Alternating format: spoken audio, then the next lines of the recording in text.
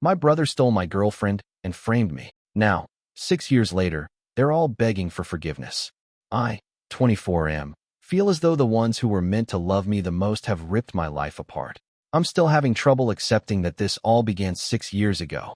I had been dating Sarah, 24F, since high school. We grew up with our parents, who were childhood friends, and our families were quite close. I believed that I would eventually wed her. We had acquaintances, attended the same schools, and even took family trips together. I genuinely thought we would be together forever because she was my first love. Mark, 28M, my older brother, comes next. He has always been my parents' favorite child, smart, gregarious, and successful. Before everything broke apart, I didn't think it would matter. 6 years ago, Sarah accused me of sexually assaulting her. I was caught off guard. Why would she say something like that when we had been together for years? It was unbelievable to me. Mark intervened and supported her, which made everything worse. He claimed to have been protecting her when he told our parents that he had witnessed me acting improperly toward her at a party. My parents immediately accepted his story. My side of the story wasn't even requested. They had complete faith in Sarah and Mark. The entire community turned against me, and I was expelled from the house in a matter of days. I had considered Sarah's family to be a second family, but they also severed all connections. My reputation, my family, and my girlfriend were all lost. My parents informed me that unless I received assistance for something I hadn't even done, they would not want to see me again. I had nowhere to go at the age of 18. In the end, I crashed at a friend's house, but I was devastated on an emotional level. I resorted to drunkenness and melancholy, doing everything to dull the hurt of being dumped and wrongly accused by the people I trusted most. I had a hard time moving on for years. I started going to treatment, moved to a new city, and gradually started to restore my life. But I was still troubled by the treachery. I was so afraid that others would be unfaithful to me, like Sarah and Mark, that dating was practically impossible. I never made an effort to get in touch with my family, and they never did. They expelled me on false pretenses, and I couldn't forgive them for it. Then, everything changed around 6 months ago. Lisa, an old friend of Sarah's, contacted me. She informed me she had to confess something because she could no longer bear the guilt. Lisa disclosed that while we were still together, Sarah and Mark had been seeing each other behind my back. They had been in love for years. They made up the fake accusation to get me out of the picture when Sarah decided to leave me for Mark. Mark was confident that my parents would believe him, and it was successful.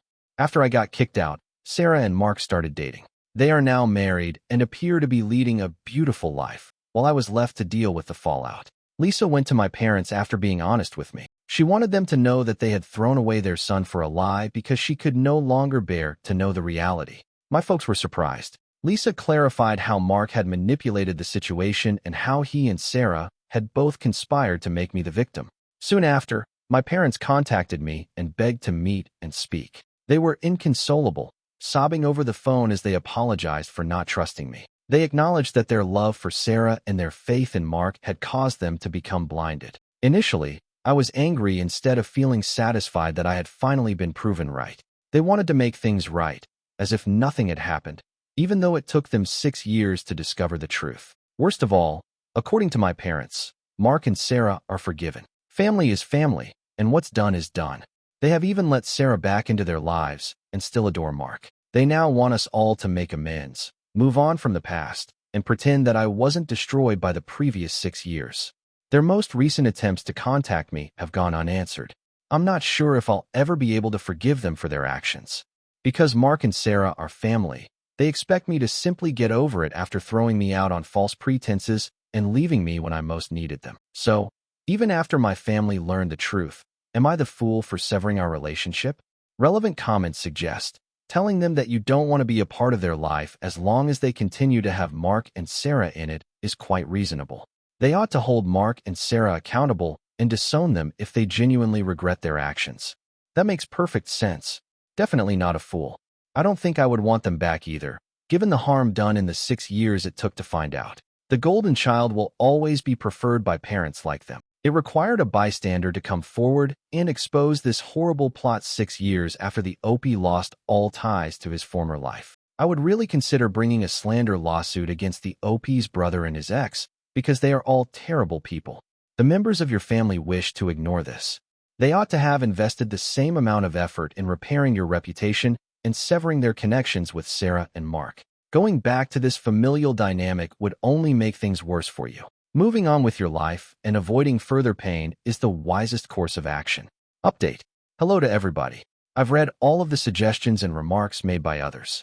I want to start by saying thank you so much for your support, which truly helped me put things in perspective. Since I tend to act rashly, I spoke with my therapist and close friends following this incident and made a decision.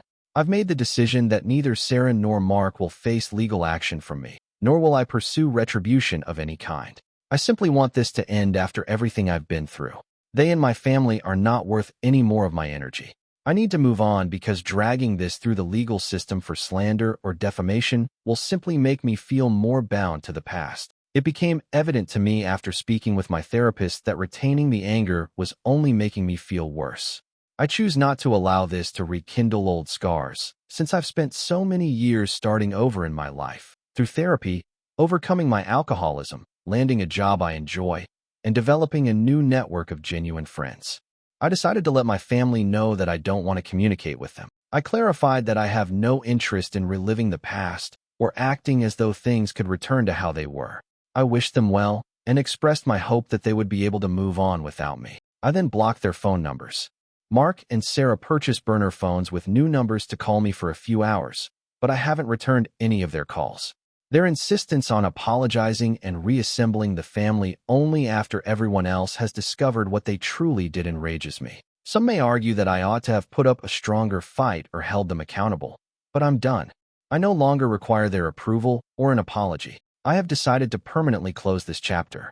On a positive note, news of Sarah and Mark's actions spread throughout the community. Since I was raised in a tiny town, I suppose word got around fast. My parents have been publicly humiliated, and people are now boycotting Mark's company. To get away from the city, my parents and Sarah's parents are considering relocating to the country. I am aware of this because I am constantly receiving messages about how my activities are impacting others, which is, to be honest, rather crazy. Nevertheless, I am somewhat proud that they aren't getting away with it. A few others also wanted to know how I made ends meet. This occurred after I'd graduated from high school. With student loans, I was able to enroll in a comparatively good college because of my respectable grades. Before I landed a job in my profession, I worked at a few odd jobs. Although it's a starting salary, it's better than what I had previously. Since I was able to live with friends after college, I must admit that in spite of my enormous student loan debt, I'm very content with my life, given everything I've gone through. I also wanted to address the claims made by some that this was a hoax because of my previous posts. It is a joint account between my pals and me. We may have come together because we have all experienced trauma and difficult family issues. However, I would like to thank everyone for their support and guidance. 6 years have passed, and it still seems unbelievable that I could have experienced any of this. I felt more confident to take the necessary action after reading your advice. Thank you. I'm hoping that this will allow me to go forward without turning around. Now to the next story. Story 2. My best friend abandoned her baby with me. Now she's back to take her for a trust fund inheritance after her mother-in-law's death. We were freshmen at State University in 2013, which is when I first met Chloe, 29F. Our first encounter occurred when she wanted to borrow my notes after missing class due to the flu. We were both majoring in computer science. Following that, we began attending lectures together and eventually found ourselves in the same study group. We had a close-knit group of friends during our first 2 years of college. 6 of us would get together every Friday to study in the campus coffee shop before going to the neighborhood pizza place for dinner. Because Chloe and I were both only kids from middle-class households attempting to succeed in the computer industry, we grew particularly close. Both of us found employment in the same city after graduating in 2017. She found a job at a startup about 20 minutes away, and I worked at a software business downtown. We maintained frequent communication, getting together for lunch on Wednesdays and spending weekends with other local college pals. Chloe began dating David, a sales representative for her employer, around the end of 2019. I never really liked him, even if he first appeared fine. He would frequently arrive late to group gatherings or abruptly cancel plans with Chloe. He ended their relationship by text message after roughly 6 months of dating. 2 weeks after the separation, Chloe called me in tears to tell me she was expecting a child. David quickly blocked her number and moved to his company's office in a different state after she told him. It was very apparent that he had no interest in the infant. Chloe had my support during her pregnancy. I became her primary support system because her parents resided in Florida and could only visit periodically. I assisted her in shopping for baby goods, attended all of her doctor's appointments, and even watched YouTube videos to learn how to assemble a cot. The birth date of Lily was March 15, 2021. Due to inclement weather, Chloe's parents' travel was delayed, so I was in the birth room. I saw how difficult it was for Chloe to connect with Lily during those initial days in the hospital. Chloe was aloof despite the nurses' attempts to assist her with nursing and basic baby care. I began visiting Chloe's apartment every day after work when they returned home. I would prepare dinner, assist with Lily, and frequently remain until 11 p.m. or later. I would take Lily for a little while on the weekend so Chloe could get some rest or sleep. With a crib, changing table, and more baby items than I ever imagined having, my apartment turned into a second nursery. When Lily was about 6 months old, the issues began to worsen. Chloe would phone me in the middle of the night to tell me that Lily's crying was too much for her to handle. Occasionally, when I got there, Lily would be crying in her crib, and Chloe would be sitting on the couch. Chloe began skipping work a lot and hardly ever left her apartment. Chloe was let go by her employer in January of 2022. She started skipping work without warning after using up all of her sick days. Things truly took a turn for the worst at that point. She stopped taking calls from relatives and friends. Unwashed laundry was all around her flat, and unclean dishes were piled up. At 3 o'clock in the morning on February 12, 2022, Chloe gave me a call. I could hardly understand her since she was crying so much. She claimed Lily deserved more and that she was a bad mother. She pleaded with me to let Lily stay for a few days so she could get her act together. I was concerned about both of them, so I agreed. The following morning, Chloe delivered Lily to my flat along with 3 big bags of supplies and clothing. After giving Lily a deep embrace, she hurried off, promising to call shortly. At the time, Lily was 10 months old. Chloe texted every day throughout the first week to inquire about Lily. She wanted to know if Lily missed her, if she was eating well, and if she was sleeping well.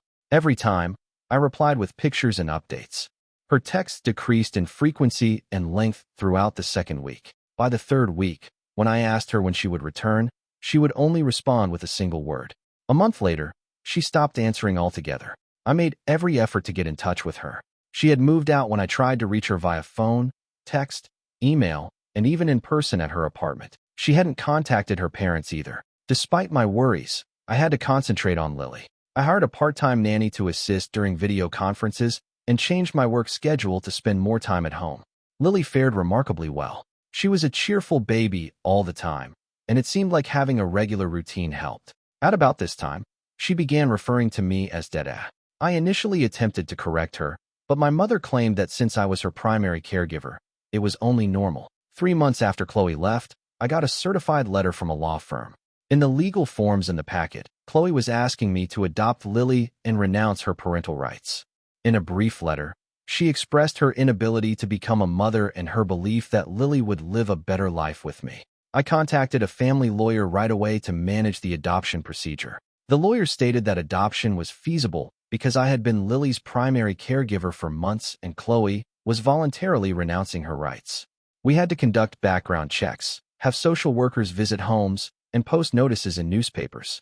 Lily officially became my daughter on September 15, 2022, after a 4-month process. After that, life settled into a comfortable pattern. In order to be more accessible, I made the decision to work from home permanently 3 days a week. Lily began attending a local preschool, which she adored. Her professors praised her for being well-adjusted and gregarious, and she made friends easily. Every month, my parents traveled from Ohio to visit us. They showered Lily with gifts and attention, embracing their role as grandparents. Every time Chloe's parents call to see how Lily is doing, I send them pictures and updates. They never put any pressure on me regarding Chloe since they understand that I am now Lily's father. As a single father, dating has been fascinating. I usually scare women away right away or pique their curiosity because I'm always honest about having a daughter. Lily is my top priority, and I won't compromise on that. As a result, my 2 romances, each lasting a few months, terminated. Up until last week, everything was good. A knock on the door interrupted my work in my home office. Lily was enrolled in preschool. Chloe was standing there when I opened the door, and she didn't look at all like I remembered her. She appeared healthy, had well-groomed hair, and wore pricey clothing. She said that she had received assistance and was now prepared to become a mother. She had been attending therapy and was doing well as a project manager. Her goal was to regain custody and begin seeing Lily. Since she had revoked her rights and I had legally adopted Lily, I informed her that was not feasible.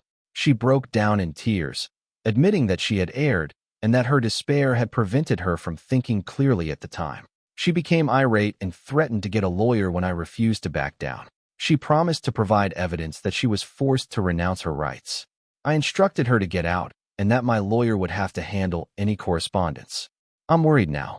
Lily is content, safe, and thriving in our life together. She has no memory of Chloe.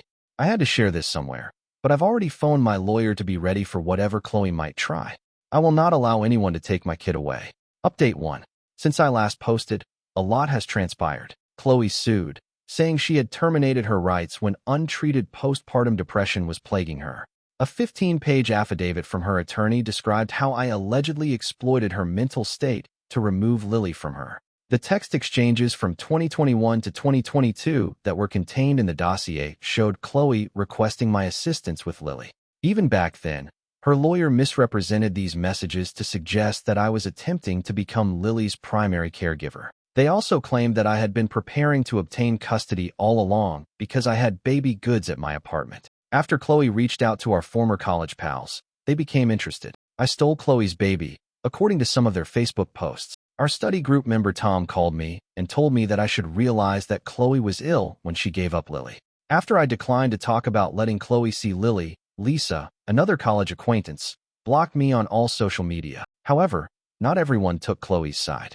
In a lengthy Facebook post, my friend Mark, who had frequently assisted me with Lily, described how Chloe had utterly abandoned Lily and disregarded all of my attempts to get in touch with her. He provided screenshots of our attempts to contact her that went unanswered. The following day, I was at the school for 3 hours updating all of Lily's documents. I provided them with copies of the court orders proving my sole custody and the adoption documents. I made it plain that no one else could pick Lily up, but I did add my parents to the pickup list. They changed their security procedures and now verify everyone's identity, even their known parents. Chloe began delivering parcels to our home. The first one, a big box filled with new toys, clothing, and a plush pink elephant, arrived last Wednesday. She sent a lengthy letter outlining her reasons for leaving and her deep regret. She put notes on the back of each picture and included pictures of herself with Lily when she was a newborn. Over the course of the following week, 3 additional shipments came. One had children's books that contained private notes. A handcrafted photo album of Lily's first few months was in another. The final one has a tablet with videos of Chloe reading bedtime tales already loaded on it. Lily hasn't seen any of it, but I'm keeping it all as proof. Last Friday, Mrs. Chun, my next-door neighbor, called to report that someone had been parked outside our house for a number of hours. I noticed Chloe's white Honda Civic when I looked. She left before the cops arrived, even though I had contacted them. Although they filed a report, the police stated that they were powerless to take any action until she threatened us or made direct contact. I discovered a message in our mailbox 2 days ago. Chloe noted that in order to give Lily afternoon free time, she had adjusted her work schedule. She provided a thorough plan outlining how she intended to begin with monitored visits before progressively moving on to overnight stays. I will continue to fight until I get my daughter back, she said at the end of the note. Lily has begun to ask questions that I find difficult to respond to. At school, she noticed Chloe observing her and inquired about the identity of the woman. Lily continually brings up the fact that I used to know her, even after I told her otherwise. Lily inquired yesterday if the woman would take her away. She no longer wants to attend school and has grown needy. My parents offered to let us spend some time with them in Ohio. It would be safer for us to reside in their guarded community. I thought about it, but moving would require removing Lily from her friends and school.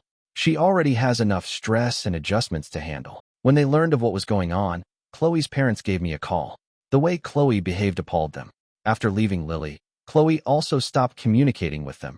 According to her mother, they searched but were unable to locate her. 6 months ago, she contacted them to inform them not to get in touch with me any longer. That was the first time they heard from her. According to my attorney, we have a compelling case. The adoption was completed correctly, including all necessary waiting periods and notices.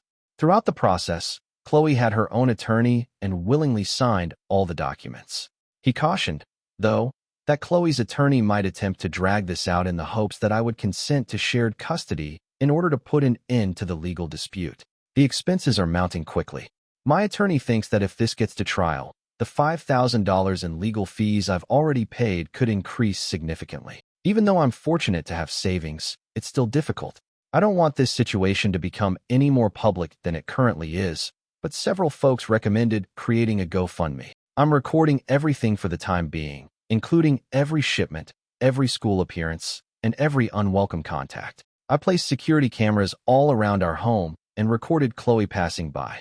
I also started recording a thorough vlog of Lily's symptoms, including her queries, behavioral changes, and nightmares. Observing Lily's fear and confusion is the most difficult aspect. Every time someone knocked, she used to dash to the door. She is now hiding in her room. She constantly asks me to swear that I won't abandon her the way her last mother did.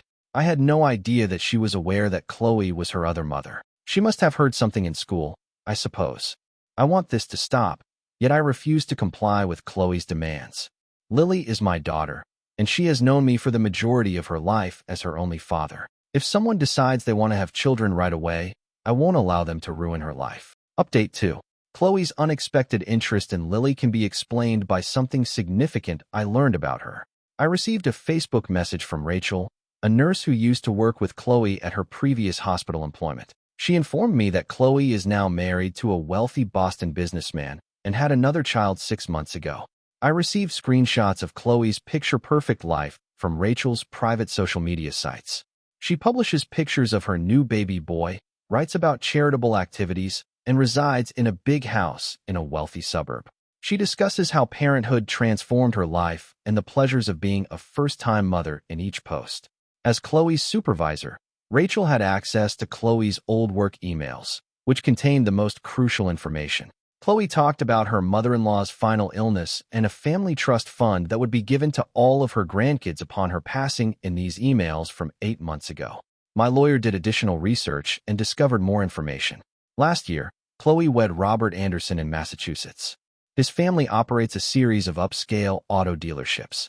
Robert and his whole family were informed by Chloe that she had never been married or had children. For more than a year, she has been sharing on social media about her first experiences with parenthood and her new daughter. We also learned that precisely 1 week after Robert's mother passed away, Chloe began her custody battle. Chloe's mother-in-law left a multi-million-dollar trust fund designated only for her biological grandkids. Each grandchild receives an equal share upon turning 25, in accordance with the conditions of the trust. Things began to make sense when the time frame was reviewed. 2 weeks before her mother-in-law's passing, Chloe started passing our house on her way home. Only a few days after the death, the custody lawsuit was filed. She wants Lily to inherit something. She isn't attempting to get Lily back because she wants to become a mother. Rachel sent us Chloe's text chats with her friend Kate, which contained the most unsettling evidence. Chloe noted that she had to bring Lily back before the specifics of the trust money were decided. She discussed how she could explain Lily's existence to Robert by claiming that she had previously been too embarrassed to do so. She even intended to claim that while she was starting her career, she had temporarily placed Lily in my care. My attorney presented all of this evidence to Chloe's attorney. Then, with both attorneys present, Chloe asked for a private meeting. She revealed everything during the meeting. She claimed that although she felt bad about parting with Lily, she hadn't considered doing so until she found out about the trust fund. She believed she could use the inheritance money to make up for her past transgressions and provide Lily with a better life. Finding out that Chloe had hired a private investigator to follow us 3 months prior, long before she arrived at our door, was what really infuriated me. The PI collected data about our daily schedule and took pictures of Lily at school. Chloe knew just when to visit our home and when to get Lily up from school because of this. Lily is feeling the effects of the situation. She now pulls her blanket into my room every night instead of sleeping in her own room. I discovered her attempting to fit her favorite toys into her school backpack last week. She told me that she wanted to be prepared in case she had to go like her old mom did when I questioned why. At school, she overheard children discussing how the woman observing them was someone's mother who had left. I concluded that Lily needed expert assistance to handle this circumstance. I discovered a child psychologist who focuses on custody and adoption matters.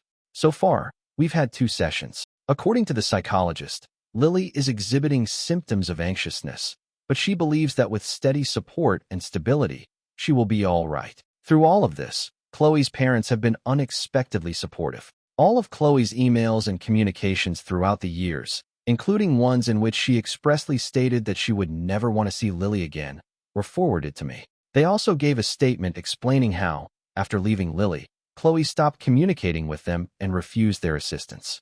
Next month is the scheduled court date. With all of the fresh information on Chloe's actual intentions, my lawyer is really optimistic about our case. In order to prevent Chloe from seeing Lily or me, he is submitting a motion for a permanent restraining order. My parents helped me pay for the more than $12,000 in legal bills I've incurred over the past month. They stated that rather than risk losing their granddaughter, they would choose to spend their retirement funds now. I don't know if I could have fought this war alone. Therefore, I'm thankful for their support. Update 3. Last Monday, the legal case came to a close when all of the court records and evidence were provided to Robert anonymously. Chloe's scheme fell apart. He attended the last hearing and discovered the whole truth about Chloe's history and current behavior. The judge examined all of the evidence for 4 hours. The text messages revealing Chloe's scheme to claim the trust fund funds piqued her curiosity the most. In addition, Chloe's hired private investigator testified that she had paid him to follow us months before she even tried to get in touch with Emily. During his testimony, Robert described how Chloe had deceived him and his family for 2 years. He disclosed that on the grounds that she wants to adopt underprivileged children in the future, Chloe had pushed him to amend the terms of his mother's trust fund to include adopted children. Chloe began her scheme to reclaim custody of Lily after his mother refused. The judge's decision was unambiguous. She gave me a permanent restraining order and dismissed Chloe's custody petition. Chloe cannot approach Lily, me, our house, or Lily's school within 1,000 feet. Additionally, she is prohibited from mailing messages or packages, even via intermediaries. Any infraction will result in an arrest right away. Robert informed me following the hearing that he had already sought full custody of their son and filed for divorce. He discovered proof that Chloe had been financing her custody dispute with funds and resources from his business. She had paid the private investigator and attorneys more than $30,000 of their combined savings. When her manager discovered that Chloe had been using company time and computers to monitor us and plot her custody battle, she lost her job at the investment firm where she was employed. Her parents decided to take her in only after she began intense therapy, so she returned to Florida to live with them. About 30 minutes away from our previous home, we moved to a new one. Although it's in a different school district, my office is really closer to it. Last month, Lily began attending her new school. The principal is fully aware of our predicament, and the school has outstanding security precautions. In her class, Lily has already met 3 new pals. I was able to explain everything to Lily in an age-appropriate manner with the assistance of the child psychologist. We informed her that Chloe, her original mother, was unable to care for her, and she picked me to be her father. I was finally able to reassure Lily that no one would ever take her away when she questioned whether Chloe would take her away. Although Lily still occasionally sleeps in my room, the nightmares have largely ended. Her new teacher reports that she is adjusting well and that she is once again being her happy self at school.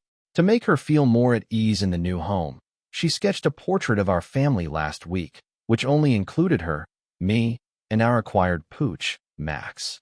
Lily continues to get birthday and Christmas gifts from Chloe's parents. They just ever email me to see how she's doing and respect our boundaries. They have always been supportive of my adoption of Lily, so I send them pictures and updates every few months. I had to pay almost $40,000 in legal expenses for the entire thing, but it was well worth it to keep Lily safe. Last month, I received a promotion from my company, which aids in the financial recuperation. More significantly, we may now enjoy our lives without worrying about what others are doing. We are grateful to everyone who helped us get through this. No one can ever again question that Lily is my daughter in any meaningful manner. We're together, content, and secure. That is all that is important. Thank you for watching. If you haven't subscribed yet, please do so and hit the notification bell to stay updated with more shocking real-life stories happening around you.